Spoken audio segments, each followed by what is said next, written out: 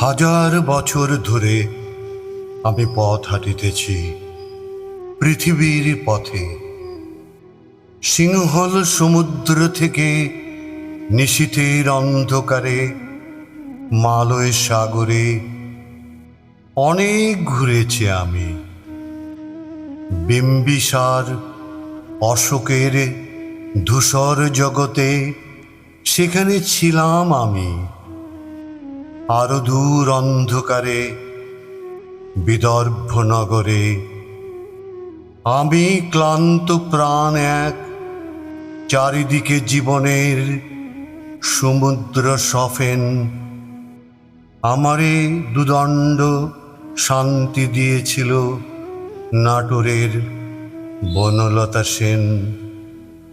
চুল তার কবেকার অন্ধকার বিদিশার নিশা, মুখ তার শ্রাবস্তির কারুকার্য।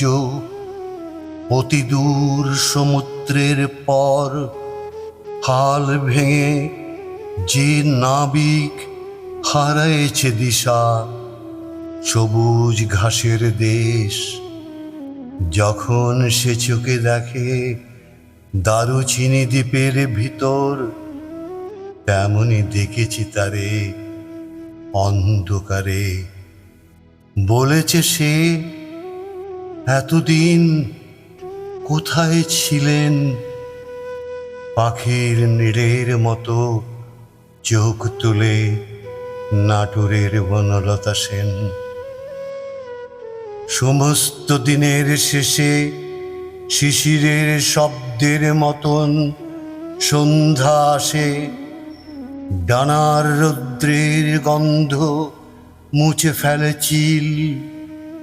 পৃথিবীর সব রং নিভে গেলে পাণ্ডুলিপি করে আয়োজন।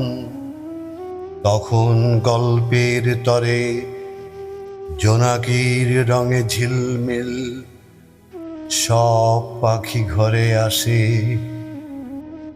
সব নদী ফুরায় জীবনের সব লেনদেন, থাকে শুধু অন্ধকার মুখোমুখি বসিবার বনলতা সেন।